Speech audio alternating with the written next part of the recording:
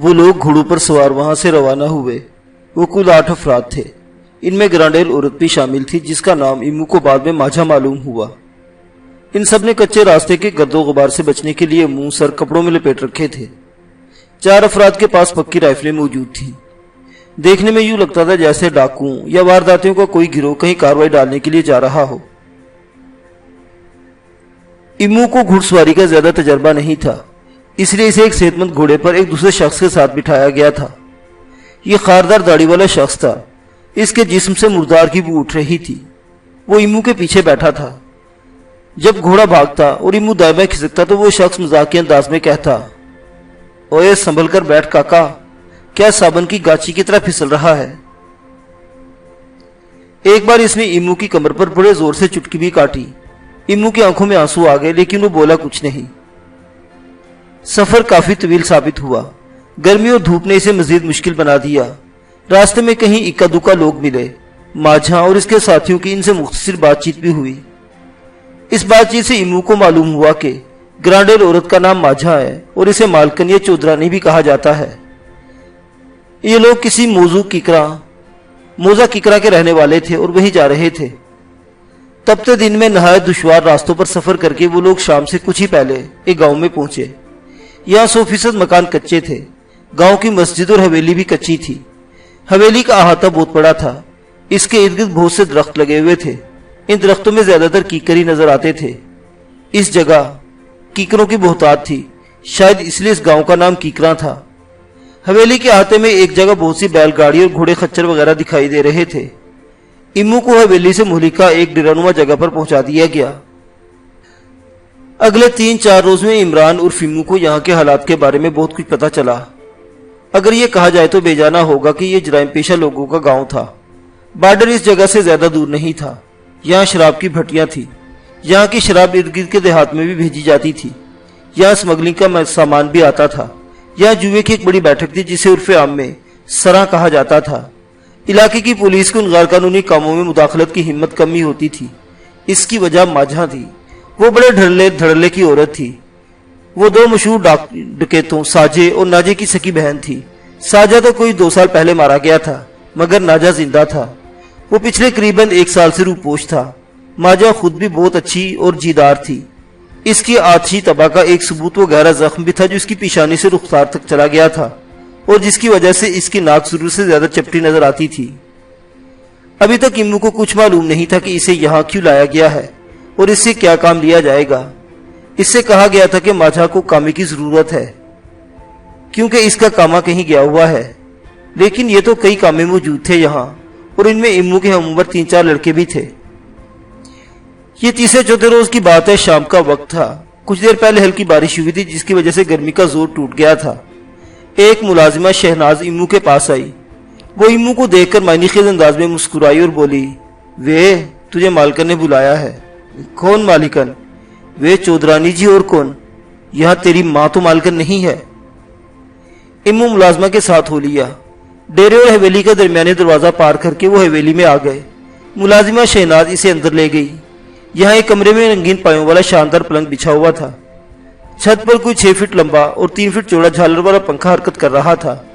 اس پنکھے کو کسی ساتھ والے کمری سے ڈوری کے ذریعے حرکت دی جا رہی تھی۔ پلنگ پر مالکن ماجھا موجود تھی۔ ایمو کو دیکھ کر وہ پلنگ سے اٹھی اور رنگین پایوں والی باندھ کی ایک کرسی پر بیٹھی۔ اس کے بوجھ سے جیسے کرسی چرچرا اٹھی۔ اس نے ایمو کو تنقیدی نظروں سے دیکھا اور بھاری بھرکم آواز میں بولی، اوئے منڈیا، کچھ کھاتا پیتا بھی ہے یا نہیں؟ کیا بوتھی نکالی ہوئی ہے؟ رنگ بھی پیلا ہو گیا ہے۔ کھاتا ہوں جی، وہ تھوک نگل کر بولا۔ زور ہے تیرے میں؟ اس نے پوچھا۔ ایمو کی سمجھ میں نہ آیا کہ کیا جواب دے۔ اس نے اس بات میں سر ہلا دیا۔ اچھا چل دیکھ لیتی ہوں، ذرا موڑے دبا میرے۔ ایمو سکتا زدہ سا کھڑا رہا۔ اس نے ہلکے پھلکے انداز میں ایمو کی ماں کو گالی دی اور بولی، اوئے ایسے کیا تک رہا ہے بٹر بٹر؟ کیا کبھی کسی کا پنڈا نہیں دبایا؟ ایمو جلدی سے اس کے عقب میں آ گیا اور اس کی چربی دار مونڈوں کو اپنے ہاتھوں سے دبانے لگا۔ اسی دوران میں سانولے رنگ کا ایک غریب صورت شخص اندر آیا۔ اس نے پہلے زمین کو دونوں ہاتھ لگا کر اس بات کا اشارہ دیا کہ وہ ماجھا کے پاؤں چھو رہا ہے۔ پھر وہ کمرے کی دہلیز پر ہی جوتیوں کے پاس بیٹھ گیا۔ اس نے عاجزی سے دانت نکالے اور بھرائی ہوئی آواز میں بولا، مالکن میرے پتر نے چوری نہیں کی، میں بڑی سے بڑی قسم کھانے کو تیار ہوں۔ وہ ایسا کر ہی نہیں سکتا جی، وہ پڑھا لکھا ہے، وہ بھلا کسی کی بھینس چوری کرے گا؟ میں آپ کے سامنے ہاتھ جوڑتا ہوں، آپ کو خدا کا واسطہ اس کی جان بچائیں، پولیس والے مار مار کے اس کی چمڑی ادھیڑ دیں گے۔ ماجھا نے اطمینان سے کہا، پر تھانے دار قادر کہتا ہے کہ اس نے لوٹا فال نکالی ہے اور فال میں تیرا پتر امین ہی سامنے آیا ہے۔ غریب صورت شخص روتے ہوئے بولا، آہو جی، انہوں نے لوٹا گھمایا تھا، پر لوٹا غلط تو گھوم سکتا ہے، میرا امین چور نہیں ہے۔ ماجھا نے بلا تردد غریب صورت شخص کو گالی دی اور بولی، پچھلے سال جب تیرے دھی کا جہیز چوری ہو گیا تھا تو تو نے خود دہائی مچائی تھی اور کہا تھا کہ لوٹا گھما کر چور کا پتہ لگایا جائے، تو نے کہا تھا یا نہیں؟ غریب صورت شخص کا سر مزید جھک گیا، وہ روتے ہوئے بولا، مالکن میں اتنا جانتا ہوں میرے پتر نے رسا گیری نہیں کی، اس پر الزام لگایا گیا ہے۔ اچھا، دوسروں کی واری لوٹا سچا اور اپنی واری جھوٹا، ماجھا نے طنزیہ انداز میں کہا اور غریب صورت شخص کی نامعلوم بہن کا رشتہ ایک پلیز جانور سے جوڑا۔ اس شخص نے ایک بار پھر زمین پر دونوں ہاتھ لگا کر اپنی عاجزی کا اظہار کیا اور بولا، مالکن تم مائی باپ ہو، تمہارے سوا کوئی آسرا نہیں، میرے بچے کی جان بچاؤ، وہ پولیس کی مار کھانے جوگا نہیں۔ اس نے اپنا سر زمین سے ٹکایا اور بھوں بھوں رونے لگا۔ ماجھا کچھ دیر چپ رہی، پھر گمبھیر آواز میں بولی، چل اٹھ، کیا زنانیوں کی طرح اتھرو بگا رہا ہے؟ غریب صورت شخص سیدھا ہو کر بیٹھ گیا، اس کی چھدری داڑھی آنسوں سے تر ہو رہی تھی۔ ماجھا نے اسے چند سخت باتیں سنائی، پھر کہا، چل جا، میں کچھ کرتی ہوں اس کے لیے۔ وہ شخص سلام کرتا ہوا چلا گیا۔ ماجھا نے نوکرانی شہناز کو آواز دے کر بلایا اور اسے اپنے پاؤں کے ناخون کاٹنے کا حکم دیا۔ نوکرانی شہناز اس کے قدموں میں بیٹھ گئی اور ایک چھوٹی سی کینچی سے اس کے پاؤں کے ناخون کترنے لگی۔ امو بدستور اس کے کندھے دبا رہا تھا۔ نوکرانی ناخون کاٹ کر چلی گئی تو خصاب لگے سر اور گھنی مونچھوں والا ایک شخص اندر آیا۔ اس کے کندھر سے ہولسٹر لٹک رہا تھا۔ اس نے ماجھا کو سلام کیا اور بولا، مالکن وہ دینا مسلی میرے پاس بیٹھا زنانیوں کی طرح رو رہا ہے، اس کا کیا کرنا ہے؟ کرنا کیا ہے؟ ماجھا نے پوچھا۔ وہ کہتا ہے کہ آپ نے اس کے پتر کو پولیس سے چھڑانے کا وعدہ کیا ہے ابھی تھوڑی دیر پہلے۔ ہاں، وعدہ تو کیا ہے، ماجھا بولی۔ تو پھر اگر آپ کا حکم ہو تو میں اس کے ساتھ چلا جاؤں تھانے؟ گھنی مونچھوں والوں نے پوچھا۔ ہاں چلے جاؤ، تھانے دار قادر سے مل لینا، دینے کے سامنے اس کے پتر کو چھوڑنے کی بات کرنا، پر ابھی اس ذلیل کو چھڑانا نہیں، 4-5 روز ابھی اس کو رگڑنے لگنے دو، اس کو ہیضہ ہو گیا اپنی پڑھائی کا، الو کا پتر خود کو لاٹ صاحب سمجھنے لگا ہے۔ گھنی مونچھوں والے نے معنی خیز انداز میں سر ہلایا اور سلام کر کے باہر چلا گیا۔ امو حیرانی سے سوچتا رہا، کتنی دغاباز عورت تھی۔ کندھے دبا دبا کر امو کے ہاتھ شل ہو چکے تھے۔ وہ سوچ رہا تھا، پچھلے بلکہ آدھے گھنٹے سے سوچ رہا تھا کہ وہ ابھی بس کرنے کا کہے گی، لیکن وہ تو جیسے اسے آرڈر کر کے بھولی چکی تھی۔ امو کی عمر 16 سال تھے، تھوڑی ہی زیادہ ہوگی۔ اس نے تھوڑا قد کاٹ نکال لیا تھا، لیکن ابھی اس کے جسم میں وہ مردوں والا زور کہاں آیا تھا۔ اس کے ہاتھ اور بازو شل ہو گئے، جسم ہولے ہولے لرزنے لگا۔ وہ مست بیٹھی تھی، لگتا تھا کہ وہ اذیت پسند طبع رکھتی ہے۔ جانتی بھی تھی کہ امو بری طرح تھک چکا ہے، پھر بھی اسے رکنے کا نہیں کہہ رہی تھی۔ کچھ دیر بعد جب امو کے ہاتھوں میں بالکل جان نہ رہی تو اس نے گھوم کر اسے دیکھا اور بولی، اوے لکڑی دے باندر، تو کہتا ہے کہ زور ہے تیرے اندر، یہ چرخہ کات رہا کہ منڈے دبا رہا ہے۔ امو کچھ نہیں بولا، اس کے ماتھے پر پسینہ تھا۔ وہ اپنے ہاتھوں کو ماجھا کے کندھوں پر حرکت دیتا رہا۔ چند سیکنڈ بعد وہ بولی، اچھا چل چھوڑ۔ وہ سامنے کی الماری میں سے پانی کی بوتل پکڑ کر لا۔ امو اس کے اشارے پر الماری کی طرف گیا۔ اس نے الماری کھولی اور بوتل تلاش کرنے لگا۔ پانی کی بوتل تو نظر نہیں آئی، لیکن شراب کی سہی محل بوتل موجود تھی۔ ماجھا کی بھاری آواز اس کے کانوں میں پڑی، اوے بٹر بٹر کیا دیکھ رہا ہے، یہی بوتل لانی ہے۔ امو نے لرزتے ہاتھوں سے بوتل تھامی اور اسے ماجھا کے سامنے 3 ٹانگوں والی گول میز پر رکھ دیا۔ یہاں گلاس پڑا تھا اور ایک جگ میں تھوڑا سا پانی بھی رکھا تھا۔ ماجھا نے ملازمہ شہناز کو اپنی بھاری بھرکم آواز میں پکارا۔ وہ چند سیکنڈ میں اندر آ گئی۔ اس کے ہاتھوں میں ٹرے تھی، ٹرے کے اندر پلیٹ میں برف کے ٹکڑے اور کچھ نمکو وغیرہ تھی۔ امو کو عجیب الجھن ہو رہی تھی۔ اس کی سمجھ میں نہیں آ رہا تھا کہ یہ عورت کیا کر رہی ہے۔ اسے صرف اتنا پتا تھا کہ شراب بہت بری چیز ہے، اسے بدماش لوگ پیتے ہیں اور پینے کے بعد زیادہ خبیث ہو جاتے ہیں۔ اسے ہرگز پتا نہیں تھا کہ کچھ عورتیں بھی شراب پیتی ہیں۔ ماجھا کی آنکھوں میں عجیب سی سرخی اترتی جا رہی تھی۔ اس نے جگ میں برف کے ٹکڑے ڈال کر جگ کو ہلایا، پھر امو سے مخاطب ہو کر بولی، چل یہ کالا پانی ڈال۔ کس میں؟ اپنی بیبی کے سر میں۔ اوے اس گلاس میں ڈال، یہ جو تیرے سامنے رکھا ہے۔ ایمو نے لرزتے ہاتھوں سے بدبودار سیال گلاس میں انڈیلنا شروع کر دیا۔ گلاس ایک تہائی بھر گیا تو ماجا نے ایمو کا ہاتھ روک دیا۔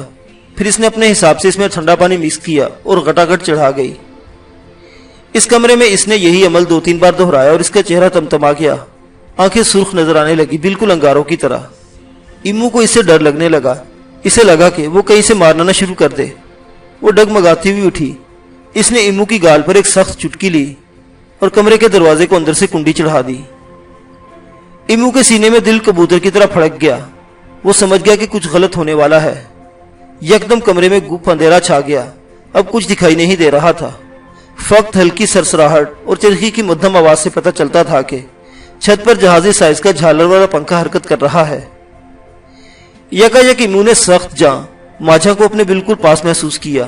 اس کی سانسوں سے بدبو کے بھبکے اٹھ رہے تھے، اس کے بازو ایمو کے ارد گرد تھے۔ ایمو کو گھن محسوس ہوئی۔ وہ مرد عورت کے تعلق کے بارے میں جانتا تھا، لیکن یہ تو اس نے کبھی نہیں سوچا تھا کہ اتنی بڑی عمر کی اور ایسی بھدی عورت اس سے کوئی تعلق بنائے گی۔ میں نے باہر جانا ہے، وہ ہکلایا۔ باہر چلے جانا؟ ابھی تو ادھر چلو۔ کہاں جی؟ اوے ادھر، اس نے اسے بستر پر دھکیلتے ہوئے کہا۔ اس کے ہاتھوں کی گریف تب پہلے سے سخت تھی۔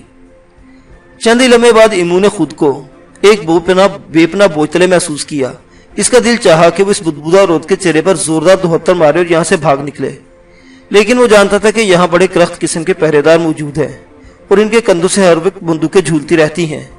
شہنشاہ کے مزار کے پہرے دار ان کے مقابلے میں کچھ بھی نہیں تھے۔ وہ بڑے مکروہ اور اذیت ناک لمحے تھے۔ وہ خود کو کسی شکاری جانور کے پنجوں میں محسوس کر رہا تھا، کھلا رہا تھا اور کسمسا رہا تھا۔ ماجا جب مطلب برابری میں ناکام ہوئی تو ایک دم جھلا اٹھی۔ اس نے ایمو کو اس کی گردن سے پکڑ کر زوردار جھٹکے دیے اور پھر اسے پیٹنا شروع کر دیا۔ پہلے وہ اسے خالی ہاتھوں سے مارتی رہی، پھر اس نے چمڑے کا ایک دیسی جوتا پکڑ لیا۔ یہ بڑے اذیتناک لمحے تھے۔ وہ بے دردی سے اس کے جسم پر ضربے لگاتی رہی اور گالیاں بکتی رہی۔ کوئی ایمو کو چھڑانے نہیں آیا، کسی نے مداخلت نہیں کی۔ ایمو کراہتا رہا اور بستر پر لوٹتا رہا۔ پھر اس نے دروازہ کھولا اور ایمو کی پوچھ پر لات رسید کر کے اسے باہر پھینک دیا۔ ایک سیکنڈ بعد ایمو اپنے پیچھے دروازہ بند ہونے کی زوردار آواز سن رہا تھا۔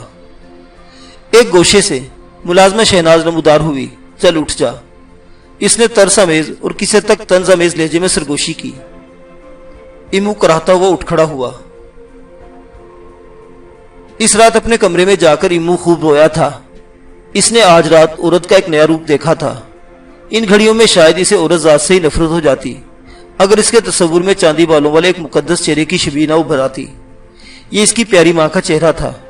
وہ روتا رہا اور سوچتا رہا کہ کتنا فرق ہے ان دو عورتوں میں۔ اسے اپنی ماں ٹوٹ کر یاد آئی۔ آج سے 7-8 روز بعد اس کی ماں کو اس سے ملے شہنشاہ کے مزار پر آنا تھا۔ یقیناً وہ دن گن کر کے اس وقت کا انتظار کر رہی تھی، لیکن وہ مزار پر نہیں تھا۔ خبر نہیں کہ ایمو کو وہاں نہ پا کر اس کی ماں پر کیا گزرنی تھی۔ اس نے اپنی ماں کی ویران آنکھیں اور اس کا زرد چہرہ دیکھا۔ اس کا دل سینے میں ٹوٹ کر 100 ٹکڑے ہو گیا۔ وہ ساری رات سسکتا رہا اور اپنی چوٹوں کو سہلاتا رہا۔ اسے بے پناہ توہین کا احساس بھی ہو رہا تھا۔ اگلے روز دوپہر کے وقت جب ہر طرف چلچلاتی دھوپ پھیلی تھی، ملازمہ شہناز پھر مالکن ماجا کا بلاوا لے کر پہنچ گئی۔ ایمو اندر تک لرز گیا۔ کل والے سارے کراہت انگیز واقعات اسے پھر یاد آ گئے تھے۔ وہ چاروں نچار پھر شہناز کے ساتھ ماجا کے پاس پہنچا۔ آج وہ ذرا مختلف موڈ میں تھی۔ آج وہ برآمدے میں تھی اور سوتر کی بنی ہوئی ایک رنگین چارپائی پر پھیل کر لیٹی ہوئی تھی۔ اس کے سر کے نیچے گاؤ تکیا تھا۔ 15-16 سال کی ایک لڑکی اس کے سرہانے کھڑی، ایک بڑا پنکھا دونوں ہاتھوں سے جھل رہی تھی۔ 18 سال کا ایک گورا چٹا لڑکا اس کے لیے حقہ تازہ کر رہا تھا۔ حقہ تازہ کر کے اس نے ماجا کے قریب رکھا اور اس کی لمبی نے ماجا کے ہاتھ میں تھمائی۔ اس کے بعد وہ باہر چلا گیا۔ ماجا نے پنکھا جلتی ہوئی لڑکی کو بھی صحن میں بھیج دیا اور ایمو کو ایک موڑے پر بیٹھنے کا اشارہ کیا۔ ایمو بیٹھ گیا۔ وہ بولی، کل پتہ نہیں مجھے کیا ہو گیا تھا، میں تمہیں مار بیٹھی، اس کا مجھے بہت افسوس ہے، پر اس میں تمہارا بھی تھوڑا بہت قصور ہے۔ میرے کہنے پر چلو گے تو بہت خوش رہو گے، ہر طرح کا آرام ملے گا، لیکن اپنی مرضی دکھاؤ گے تو پھر میں بڑی سخت بھی ہوں۔ ابھی تم نے کچھ نہیں دیکھا۔ اس کا لہجہ آخر میں دھمکی آمیز ہو گیا۔ امو بس سر ہلا کر رہ گیا۔ اس کے ہونٹوں نے بے ساختہ حرکت ضرور کی، مگر وہ کچھ کہہ نہیں سکا۔ کیا کہنا چاہتا ہے؟ وہ اس کی آنکھوں میں دیکھتے ہوئے بولی، کچھ نہیں جی، میں بتاتی ہوں۔ تو واپس جانا چاہتا ہے اور تیرے دل میں یہاں سے بھاگنے کا فطور بھی ہے۔ یہ بھاگنے کا فطور اپنے دل سے بالکل نکال دے۔ جب تک میں نہ چاہوں کہ تیرے فرشتے بھی یہاں سے نکل نہیں سکتے۔ اگر آزمانا چاہتے ہو تو آزما کر بھی دیکھ لے، اور اگر نہ ہی آزمائے تو چنگا ہے۔ ماجا کا لہجہ بتا رہا ہے کہ وہ جو کہتی ہے کر کے بھی دکھاتی ہے۔ امو اس بات میں سر ہلانے پر مجبور ہو گیا۔ کہیں پاس ہی طوطے کی رکھوالی کی طرف سے بڑے بڑے کتے پرہول آواز میں اپنی موجودگی کا احساس دلا رہے تھے۔ وہ عجیب شکل و صورت کی عورت تھی۔ اس کا چہرہ دیکھ کر دہشت آتی تھی۔ وہ گاؤں تکیے پر سیدھی ہو کر بیٹھی تو تکیہ تھوڑا سا ایک طرف کھسک گیا۔ تکیے کے نیچے سیاہ رنگ کے پستول کی جھلک نظر آئی۔ ماجا نے حسب سابق کالا تہمت باندھ رکھا تھا۔ ویل کی سفید قمیض تھی جس کے بازو اس نے مردوں کی طرح اڑس رکھے تھے۔ اس کے جسم کو دیکھ کر لگتا تھا کہ وہ خاصی خوش خوراک بھی ہے۔ امو کی موجودگی میں اس نے پکی لسی کی ایک بڑی گڑوی ایک ہی ڈیک میں خالی کر دی اور پھر مردوں کے انداز میں زوردار ڈکار لی۔ اسی دوران میں اچانک احاطے کے پھاٹک پر کھڑے پہرے داروں میں ہلچل سی نظر آئی۔ پھر ایک تازی گھوڑا سر پر بھاگتا ہوا اندر داخل ہوا۔ اس کی رکاب میں کسی شخص کا پاؤں بری طرح پھنسا ہوا تھا۔ وہ شخص گھوڑے کے ساتھ ہی گھسٹتا چلا آ رہا تھا۔ گھوڑے کے تعاقب میں کئی افراد تھے۔ وہ شاید اسے روکنا چاہ رہے تھے، لیکن وہ ان کی پہنچ سے دور تھا، اور اگر پاس بھی ہوتا تو شاید اس کی سرکشی کے سبب وہ اسے روک نہ سکتے۔ ایسا جوان اور قد کاٹ والا گھوڑا امو کی نظروں سے پہلے کبھی نہیں گزرا تھا۔ وہ دیوانی رفتار سے وہی وسیع احاطے کے اندر دوڑ رہا تھا۔ زخمی سوار کسی ہلکی پھلکی چیز کی طرح اس کے ساتھ گھسٹتا اور پلٹتا چلا آ رہا تھا۔ سامنے سے لپکنے والے دو افراد نے گھوڑے کے راستے میں آنے کی کوشش کی۔ وہ بلاخیز تیزی کے ساتھ انہیں چکما دے کر شمالی حصے کی طرف بڑھا، اور یہی وقت تھا جب امو کی نگاہ گھوڑے کے پیچھے گھسٹتے ہوئے شخص پر پڑی۔ امو لرز گیا۔ اس سے پہلے اس نے اپنے گاؤں میں اڑوس پڑوس میں مرنے والوں کے مردہ جسم دیکھے تھے، مگر ایسی بھیانک لاش کبھی نہیں دیکھی تھی۔ بد نصیب شخص نہ جانے کتنی دور سے گھوڑے کے پیچھے رپٹتا چلا آ رہا تھا اور کہاں کہاں ٹکرایا تھا۔ اس کا سر تربوز کی طرح پھٹ چکا تھا اور سامنے کی طرف سے سینے کی کھال مکمل طور پر اتر چکی تھی۔ ایک سائنسنما شخص نے گھوڑے کی لگام تھامنا چاہی، مگر اس نے گھوم کر ایسی دولتی چلائی کہ وہ دور تک لڑکتا چلا گیا۔ ایک شخص نے اضطراب کے عالم میں گھوڑے پر رائفل تانی۔ اوئے اوئے، گولی نہیں چلانا! ماجا دھاڑی اور گھوڑے کی طرف بڑھی۔ ماجا نے گھوڑے کو اس کے نام سے پکارا، ہیرے ہیرے! پھر وہ ایک دم چکما دے کر دائیں طرف سے آگے بڑھی۔ وہ گھوڑے کی لگام تھامنا چاہتی تھی، لیکن گھوڑا تو چھلاوا بنا ہوا تھا۔ وہی نہیں ناتا وہ اپنے پچھلے پیروں پر کھڑا ہوا اور تقریباً الف ہو کر واپس پلٹا۔ واپس پلٹنے کی وجہ سے اس کا رخ سیدھا امو کی طرف ہو گیا۔ پانی کے دو بڑے مٹکوں کو توڑتا ہوا اور ایک چارپائی کو الٹتا ہوا امو کی طرف آیا۔ امو اس اچانک افتاد سے گھبرا گیا۔ اس نے تیزی سے اپنی جگہ چھوڑنے کی کوشش کی، مگر دیر ہو چکی تھی۔ سرکش گھوڑا اس کے سر پر پہنچ چکا تھا۔ اس نے بے اختیار اندھادھند اپنا ہاتھ گھمایا۔ اس دوران میں اس کی آنکھیں بے ساختہ بند ہو چکی تھی۔ امو کے ہاتھ میں گھوڑے کی لگام آئی۔ اس کے بازو کو شدید جھٹکا لگا۔ وہ بری طرح ڈگمگایا مگر گرنے سے بچ گیا۔ یہی لمحے تھے جب تنومند ماجا گھوڑے پر جھپٹی۔ لگام امو کے ہاتھ میں آنے کے بعد گھوڑا چند لمحوں کے لیے سکتہ زدہ سا ہو گیا۔ شاید یہ صورتحال اس کی سمجھ میں نہیں آئی تھی، یا وہ پھر دیوانہ وار اچھلنا شروع کرنے کے لیے پینترا بدل رہا تھا۔ ماجا نے اس موقع سے فائدہ اٹھایا اور اپنے پورے وزن کے ساتھ گھوڑے کی گردن پر جا پڑی۔ گردن کو اپنے بازو میں لے کر اس نے کچھ اس طرح زور لگایا کہ گھوڑا زمین پر آ رہا۔ اس کے گرنے کی دیر تھی کہ موقع پر موجود افراد چینٹیوں کی طرح اس سے چمٹ گئے۔ جس کے ہاتھ میں گھوڑے کے جسم کا جو حصہ آیا اس نے جکڑ لیا۔ دو تین افراد گرے ہوئے گھوڑے کے اوپر ہی چڑھ بیٹھے۔ اس کی چرمی لگام ابھی تک امو کے ہاتھ میں تھی۔ امو نے ایسا منظر پہلے کبھی نہیں دیکھا تھا۔ وہ ہکا بکا کھڑا رہا۔ سائنسنما شخص نے ایک دوسرے ملازم کے ساتھ مل کر تیزی سے گھوڑے کی ٹانگیں باندھنا شروع کر دی۔ 2-3 منٹ کے اندر سرکش تازی گھوڑا پوری طرح بے بس ہو چکا تھا۔ گھوڑے کو سنبھالنے اور گرانے میں زیادہ کردار ماجا ہی کا تھا۔ بہر طور اس میں کچھ نہ کچھ حصہ امو کا بھی تھا۔ لگام امو کے ہاتھ میں آنے کے بعد ہی گھوڑے نے غیر معمولی سرکشی میں کمی واقع ہوئی تھی۔ اس کوشش میں امو کی ایک کونی بری طرح چھل گئی اور اس سے خون رسنے لگا۔ 2-3 مزید افراد کو چوٹیں آئی۔ بہرحال سب سے خوفناک منظر اس لاش کا تھا جو سرکش گھوڑے کے ساتھ گھسٹتی ہوئی حویلی کے احاطے میں پہنچی تھی۔ یہ لاش ایک 40-42 سالہ شخص کی تھی۔ اس کے جسم پر عام سا لباس تھا، اس کی پگڑی اور جوتے وغیرہ اتر چکے تھے، سارا جسم زخموں اور خراشوں سے بھرا ہوا تھا، سر کی چوٹ سب سے مہلک تھی، کھوپڑی تربوز کی طرح پھٹ کر کھل چکی تھی۔ لاش پر فوراً چادر ڈال دی گئی۔ تھوڑی دیر میں احاطے کے اندر بہت سے افراد جمع ہو گئے۔ مرنے والے کا نام فاضل تھا، وہ حویلی کے کاموں میں سے تھا۔ مشتعل گھوڑا اسے قریباً 2 کلومیٹر سے گھسیٹتا ہوا حویلی تک لایا تھا۔ اچانک ایمو کو ایک روتی پیٹتی لڑکی نظر آئی۔ وہ ڈگمگاتی ہوئی لاش کی طرف آئی۔ ہائے ابا جی وہ پکار رہی تھی۔ ایمو نے پہچان لیا، یہ وہی 15-16 سالہ معصوم صورت لڑکی تھی جسے اس نے کل ماجا کے سرانے کھڑے دیکھا تھا۔ وہ اسے مسلسل پنکھا جل رہی تھی۔ لڑکی نے لاش کے چہرے پر سے چادر ہٹائی اور پھر اس سے لپٹ گئی۔ اس کی گریہ زاری دلدوز تھی۔ ہائے ابا جی، آپ کو کیا ہو گیا؟ آپ بھی مجھے چھوڑ کر چلے گئے۔ ہائے اللہ، اب میں کیا کروں گی؟ مجھے بھی موت آ جائے، یا اللہ مجھے بھی موت آ جائے۔ لاش کے مست چہرے پر دوبارہ کپڑا ڈال دیا گیا۔ ماجا کے اشارے پر حویلی کی ملازموں نے لڑکی کو وہ مشکل سنبھالا اور اسے لاش سے دور لے گئی۔ ایمو بھی حویلی کے اس حصے میں واپس آ گیا جسے ڈیرا کہا جاتا تھا۔ اس کے زخمی بازو کو بھی مرہم پٹی کر دی گئی۔ روتی چلاتی لڑکی کا نام شبانہ تھا۔ وہ گھوڑے سے گر کر مرنے والے فاضل کی بیٹی تھی اور باپ کے ساتھ ہی یہاں حویلی میں رہتی تھی۔ اس کی والدہ اور 2 چھوٹے بھائی ایک قریبی موزہ کے رہنے والے تھے۔ وہ لاش لے کر اپنے علاقے کی طرف چلے گئے تھے۔ ایمو کی کونی پر اچھا خاصا زخم آیا تھا۔ تیسرے روز ماجا نے اسے حویلی میں بلایا اور اس کا حال چال پوچھا۔ ایمو کو ہلکا سا بخار بھی تھا۔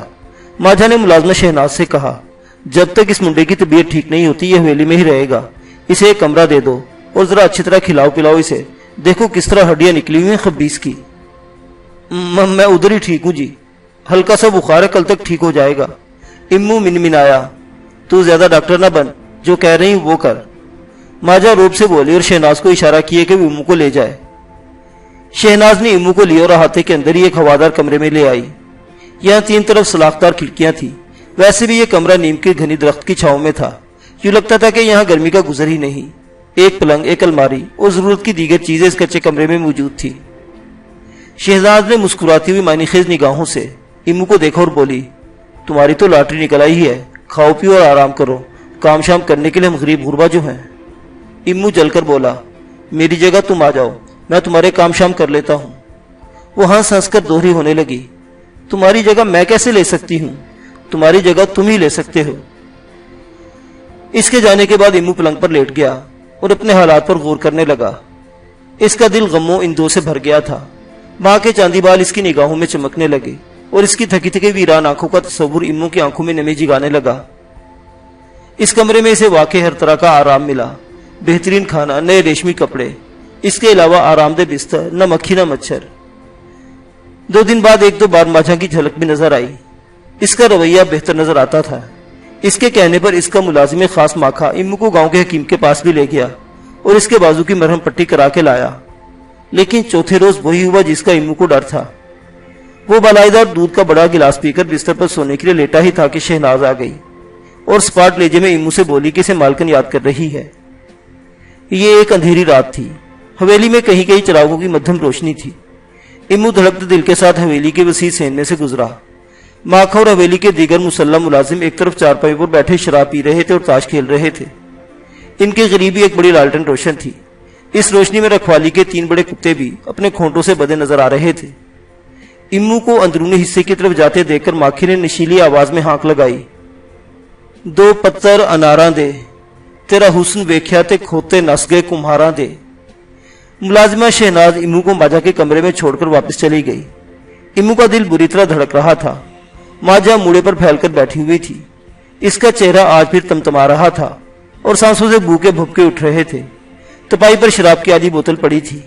وہ عجیب انداز سے عمران عرف ایمو کو دیکھتی رہی، پھر نرمی سے بولی، چل وہ دروازہ بند کر دے۔ ایمو لڑکھڑاتے قدموں سے دروازے تک گیا اور اسے بند کر دیا۔ اوے ناما کولا، کنڈی بھی لگانا، وہ ذرا ترشی سے بولی۔ ایمو نے کنڈی بھی چڑھا دی۔ چل بیٹھ جا ادھر میرے پاس۔ اس نے اپنے پہلو کی طرف اشارہ کیا۔ اس کی موٹی کلائی میں ایک چمکدار دھاتی کڑا نمایاں نظر آتا تھا۔ یہ 2 نشستوں والا موڑا تھا۔ ایمو پھنس کر اس میں بیٹھ گیا۔ اس نے اپنا وزنی بازو ایمو کے کندھے پر ڈالا اور بھرائی ہوئی پاٹدار آواز میں بولی، دیکھ مجھ سے ڈرنے کی لوڑ نہیں، بڑے آرام سے بیٹھ، سمجھ اپنے گھر میں بیٹھا ہوا ہے۔ इम्मू ने इस बात में सर हिलाया। वो इससे इधर उधर की बातें करने लगी। इससे पूछने लगी कि वो किस तरह शहनशाह पीर के मज़ार तक आया था और इस किस्म की दूसरी बातें। ताहम इन बातों के साथ साथ उसकी करीब भी आती जा रही थी। अब इसका बाजू ही इम्मू के कंधों पर नहीं था, वो खुद भी इस पर लदसी गई थी। इम्मू के अंदर वही 7 दिन पहले वाली कराहत जाग गई। वो कुछ कह नहीं पा रहा था मगर इसका दम घुटने लगा। माजा का अंदाज बतदरीज जारहाना होता चला गया। इसने इसकी कमीज उतार फेंकी और इसकी बदबूदार सांसें इम्मू के चेहरे से टकराने लगी। कुछ देर बाद इसने लालटेन की लो दोबारा ऊंची कर दी। वो खफा नजर आ रही थी, ताहम इस खफगी का खुला इजहार इसने इम्मू पर नहीं किया। कुछ देर इसे घूरती रही, फिर सिगरेट के चंद तवील कश लेकर बोली, पानी पिएगा? इम्मू का गला खुश्क हो रहा था। इसने इस बात में जवाब दिया। माजा ने शीशे के गिलास तपाई पर रखने के बाद पानी के बजाय काले पानी की तरफ हाथ बढ़ाया। इसने गिलास में थोड़ी सी शराब उंडेली, फिर इसमें ठंडा पानी मिलाया और बोली, ले थोड़ा सा पी ले, एकदम भला चंगा हो जाएगा। नहीं नहीं, इसमें से बू आती है। ओए बांदर, यही बू तो बंदे को शेर बनाती है। चल पी ले थोड़ा सा, चल शाबाश। इसने गिलास पकड़कर इम्मू के होंठों से लगाया। इम्मू ने अपने होंठ मजबूती से बंद कर लिए। इसके कानों में माँ की आवाज गूंजने लगी। इसने इम्मू को बताया था, शराब बहुत बुरी चीज है, कभी भूलकर भी इसके पास नहीं जाना। ये इंसान को जानवर बना देती है, बल्कि इससे भी बदतर कर देती है। और इसने इम्मू को मना किया था कि वो ऐसे बंदों के पास भी नहीं बैठेगा जो नशा करते हैं। इसने अपने होंठ बंद रखे और मुंह फेरकर कराहत का इजहार करता रहा। दूसरी तरफ माजा का इसरार बढ़ता गया। अब वो इसे बाकायदा जबरदस्ती कर रही थी। 2 घूंट पी ले, मर नहीं जाएगा, मेरे कहने पर पी ले। इसने उंगलियों का बेरहम दबाव डालकर इम्मू का मुंह खोलना चाहा। शराब का तल्ख जायका इम्मू की जुबान पर आया। इसे उबकाई सी आ गई। इसने हाथ झटका। गिलास माजा के तनुमंद हाथ से निकलकर कच्चे फर्श पर गिरा। माजा का पारा एकदम 7वें आसमान पर चला गया। वो 2 सेकंड के लिए सख्ता ज़दा रही, तब यकायक इम्मू पर पिल पड़ी। ओए कुत्ते दे पुत्र, तेरी ये जुर्रत, तेरी ये जुर्रत। इसने इमरान उर्फ इम्मू पर गालियों के साथ थप्पड़ों ठोकरों की बारिश कर दी। इसके अंदर हिवानी कुव्वत थी। वो वाकई ऐसी औरत थी जिससे खौफ खाया जाना चाहिए। इसने इम्मू को उठाकर दीवारों से पटका, फिर वही चर्मी जूता पकड़ ले जिसने 7 दिन पहले इम्मू की चमड़ी उधेड़ी थी। एक बार फिर इम्मू जबरदस्त छितरोल की जद में आ गया। इसके पिंडे और टांगों पर अंगारे से दहकने लगे। इसके जख्मी बाजू से दर्द की लहरें उभरी और पूरे जिस्म में फैल गई। मारने के साथ साथ वो इम्मू को गलीज तरीन गालियां दे रही थी। इम्मू के लिए इन सबसे अजियतनाक वो गालियां थी जिनमें इसकी मां का जिक्र हो रहा था। वो हाँप गई तो इसने पहले दिन की तरह एक बार भी इसे लात मारकर कमरे से बाहर फेंक दिया। नाजो नाजो, इसने मुलाजमा शहनाज को आवाजें दी। वो डरी हुई सी सामने आई। माजा इम्मू की तरफ इशारा करके फुंकारी, ले जाओ इसे और माखे से कहो सरा में रखकर इसका दिमाग ठीक करे। शहनाज ने समात में सर हिलाया और इम्मू को उठने का इशारा किया। माजा ने कमरे का दरवाजा बंद किया, लेकिन फिर फौरन ही खोल दिया। शहनाज से मुखातिब होकर बोली, और इस अच्छू को भेज दे मेरे पास। इम्मू आंसू बहाता हुआ शहनाज के साथ बाहर सहन में आया। माखा अभी तक अपनी टोली में बैठा हुआ था। शहनाज ने इसके पास जाकर कुछ खुसर फुसर की। माखे ने इस बात में सर हिलाया और इम्मू को गुद्दी से दबोचकर बैरूनी दरवाजे की तरफ चल दिया। इम्मू का जिस्म जूतों की मार से सुलग रहा था। इसने बस एक शलवार पहन रखी थी। माखी की टोली के अफराद ने इम्मू को तमस्खुर आमेज नजरों से देखा। जब इम्मू हवेली के अहाते से बाहर निकल रहा था, इसने 19-20 साल के गोरे चिट्टे लड़के को देखा। वो शहनाज के साथ अंदरूनी हिस्से की तरफ जा रहा था। गालिबन आज रात इसे इम्मू की जगह पर करना थी। खजाब लगे सर वाला लंबा तड़ंगा माखा इम्मू को लेकर डेरे के पिछवाड़े सरा में आ गया। यह दरअसल वही मकान था जिसमें जुए की बहुत बड़ी बैठक भी थी और शाम को यहाँ खूब गहमा गहमी होती थी। हुक्के गड़गड़ाते थे, शराब की बू फैलती थी और ताश के पत्ते बिखरते थे। माखे ने इम्मू को एक कोठरी में बंद कर दिया। इसकी दीवारें कच्ची लेकिन बहुत मोटी थी। कोठरी में बस एक दरवाजा और एक सलाखदार खिड़की थी। कच्चा फर्श गीला और बदबूदार था। इस बू से इम्मू को अंदाजा हुआ कि शायद यहाँ कुत्ते भी बांधे जाते होंगे। इम्मू का यह अंदाजा बिल्कुल दुरुस्त निकला। सुबह सवेरे 2 देवहा के बुलडॉग भी इम्मू के साथ इस कोठरी में बांध दिए गए। इन्हें मजबूत खोंटों से बांधा गया था, लेकिन फिर भी इनकी गुर्बत की दहशत इम्मू के असाब को चटखाने लगी। کوٹھڑی زیادہ بڑی نہیں تھی، اسے خود کو ایک گوشے تک محدود کرنا پڑا۔ وہ بالکل بھوکا پیاسا 48 گھنٹے تک اس کوٹھڑی میں بند رہا۔ سارا دن دونوں کتے اس کے ساتھ بندے رہتے تھے، رات کو انہیں نکال لیا جاتا تھا۔ ان کے فضلے اور پیشاب کی بونے شروع میں تو امو کو بہت پریشان کیا، لیکن پھر بتدریج اس کی حصے شامہ کنسی ہو گئی۔ تیسرے دن دوپہر کو جب وہ خود کو بھوک پیاس کی وجہ سے قریب المرگ محسوس کر رہا تھا، سلاخدار کھڑکی کی طرف سے تھوڑی سی آہٹ ہوئی۔ اس نے سر گھما کر دیکھا، وہی 15-16 برس کی معصوم صورت لڑکی کھڑکی کے سامنے تھی، جو چند دن پہلے اپنے باپ کی ناگہانی موت پر دیوانہ وار روئی تھی۔ غالباً وہ اپنے باپ کی تجہیز و تکفین کے بعد حویلی میں واپس آ چکی تھی۔ اس کے سر پر روٹیوں والی بڑی چنگیر تھی اور ہاتھ میں لسی کا ڈول تھا۔ اس نے محتاط نظروں سے دائیں بائیں دیکھا، شکر ہے دوپہر میں آس پاس کوئی نہیں تھا۔ اس نے نمکین لسی کا گلاس بھر کر امو کی طرف بڑھایا، جسے وہ کڑاکٹ پی گیا۔ لڑکی نے ایک طے کی ہوئی روٹی بھی امو کی طرف بڑھائی، اس کے اندر سالن بھی تھا۔ وہ سرگوشی میں بولی، چھپا کر کھانا، نہیں تو بھاما کھا، تمہاری جان کو آ جائے گا اور میری بھی شامت آئے گی۔ پھر وہ جلدی سے آگے بڑھ گئی۔ امو کو اس لڑکی کا نام شبانہ معلوم ہوا تھا۔ وہ اچھے خد و خال کی تھی اور اس کے چہرے پر خصوصیت سے اس کی آنکھیں تھی، جن میں معصومیت اور محبت سچے موتیوں کی طرح کوٹ کوٹ کر بھری ہوئی تھی۔ رات کو ماکھا امو کے لیے تھوڑا سا بدمزہ کھانا اور پانی لے کر آیا۔ شاید اسے ڈر تھا کہ امو کو آج رات بھی کچھ نہ دیا گیا تو صبح تک کوٹھڑی میں اس کی لاش سے ملاقات بھی ہو سکتی ہے۔ جب امو روکھی سوکھی روٹی نیم ٹھنڈے پانی کے ذریعے نگلنے سے گلے سے اتارنے کی کوشش کر رہا تھا، ماکھے نے اس کی تھوڑی کو اپنے پنجے میں دبوچ کر اس کے سر کو دائیں بائیں زور سے ہلایا اور پھنکارا، اڑیل ٹٹو نہ بن بیوقوفا، زندگی برباد ہو جائے گی تیری، مالکن کا دل تیرے پر آیا ہوا ہے، اسے خوش رکھو تجھے خوش رکھے گی۔ امو خاموش رہا۔ ماکھے نے زور سے اس کے بازو پر ٹھوکا دیا، اوے بولتا کیوں نہیں؟ ابھی تو نے مالکن کے غصے کی چھوٹی سی جھلک دیکھی ہے، وہ کیا کہتے ہیں فلم کا ٹریلر دیکھا ہے، فلم نہیں دیکھی ابھی۔ اس نے ابھی تو تجھے صرف کتوں کے ساتھ بندھوایا ہے، پھر کتا بھی بنا دے گی، اور صرف کتا ہی نہیں بنائے گی، تجھے اپنے پاؤں چاٹنے پر بھی مجبور کرے گی۔ کرنا تو تجھے وہی پڑے گا جو مالکن چاہے گی، لیکن جو کام پیار محبت سے ہو جائے وہی چنگا ہوتا ہے۔ پر یہ تو گناہ ہے، بہت بڑا گناہ ہے۔ اوے مولوی ثناء اللہ، زیادہ فتوی بازی نہ کر، یہاں گناہ ثواب کا مطلب کچھ اور ہے۔ گناہ وہی ہے جو مالکن کو پسند نہ ہو، اور اپنے گناہ گاروں کے لیے مالکن کے پاس دوزخ بھی اپنا ہی ہے۔ 2-4 دن میں تجھے اٹھا کر پھینک دے گی اس میں۔ امو کا سر جھکا ہوا تھا، وہ کچھ بھی نہ کہہ سکا۔ اپنی ماں کی دور افتادہ آواز کسی مقدس سرگوشی کی طرح اس کے کانوں میں گونج رہی تھی۔ ماکھے نے اسے سمجھانے والے انداز میں کہا، اگر تو تیار ہے تو میں جا کر مالکن سے بات کروں۔ امو کا دل ایک بار پھر کراہت سے بھر گیا، ایک بدبودار بوجھ کے تصور سے اس کا دم گھٹنے لگا۔ ماکھے نے اپنا سوال دہرایا تو امو نے نفے میں سر ہلایا اور دائیں ہاتھ کی پوچھ سے اپنے آنسو پوچھنے لگا۔ ماکھے نے اسے گالی دی اور بولا، لگتا ہے تیری تقدیر ہی خراب ہے۔ پھر وہ اس کے ہاتھ سے سالن والی پلیٹ چھیڑتا ہوا باہر چلا گیا۔ اگلے 6-7 روز امو کے لیے بہت اذیت ناک تھے۔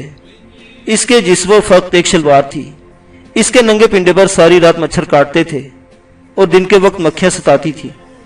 کوٹھڑی کی صفائی بس 1-2 بار ہی کی گئی تھی، بو سے اس کے حواس مختل ہو رہے تھے۔ دن کے وقت اسے کتوں کے ساتھ رہنا پڑتا تھا، یہ بڑے خونخوار قسم کے کتے تھے، تاہم غیر متوقع طور پر امو کے ساتھ ان کا رویہ نرم ہی تھا، یا انہوں نے مجبوری کے تحت اسے نظر انداز کر دیا تھا۔ امو کو بس ایک وقت سوکھی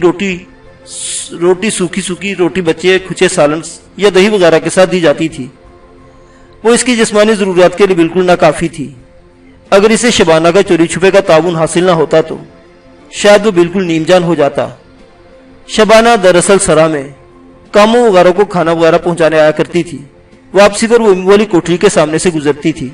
رات کے وقت امو اس طرف گہرا اندھیرا ہوتا تھا، وہ نظر بچا کر کچھ کھانا کھڑکی کے پاس سے اندر کر دیتی، کبھی روٹی جس پر بھنے ہوئے مرغ کا پیس رکھا ہوتا، کبھی سموسے یا جلیبی وغیرہ، کبھی کوئی پھل۔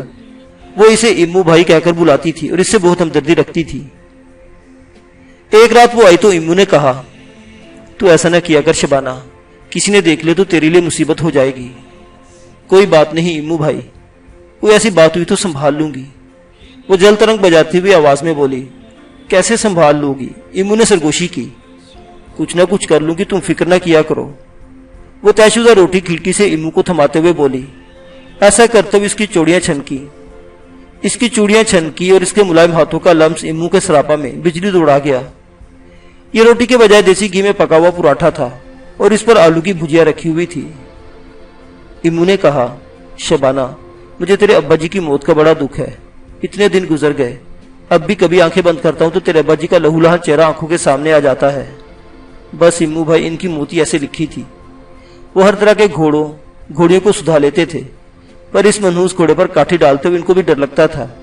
انہوں نے مالکن سے کہا بھی تھا کہ اس گھوڑے کو گولی مار دیں یا پھر کہیں بکتا ہے تو بیچ دیں، لیکن مالکن اڑ گئی۔ اس نے کہا، یہ گھوڑا یہی حویلی میں رہے گا اور تم اسے سدھاؤ گی۔ میرے ابا جی سمجھ گئے کہ اب انہوں نے انکار کیا تو نوکری تو جائے گی ہی، اوپر سے کوئی مصیبت بھی آ جائے گی۔ گھر میں پہلے ہی بیماری اور بھوک تھی، وہ کیا کرتے؟ مالکن کے کہنے پر عمل کیا۔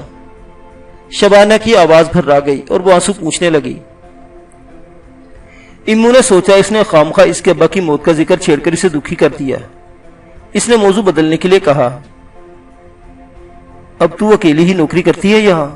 ہاں امو بھائی، ماں بیمار ہے، کسی طرح گھر تو چلانا ہے، لیکن 5-6 مہینے بعد جب جاؤں گی تو شاید ماں کو ہی آنا پڑے۔ کہاں چلی جاؤ گی؟ میری شادی ہے نا، وہ جیسے روانی میں کہہ گئی، تاہم کہنے کے بعد ایک دم شرمندہ سی ہو گئی۔ اچانک امو کو لگا جیسے اس کے بدن میں سرد لہر دوڑ گئی اور سینے کے اندر کچھ ٹوٹ کر بکھر گیا۔ شبانہ کی شادی کا سن کر اسے شاک لگا تھا، ایسا کیوں ہوا تھا؟ اس کے ساتھ کیا تعلق تھا امو کا؟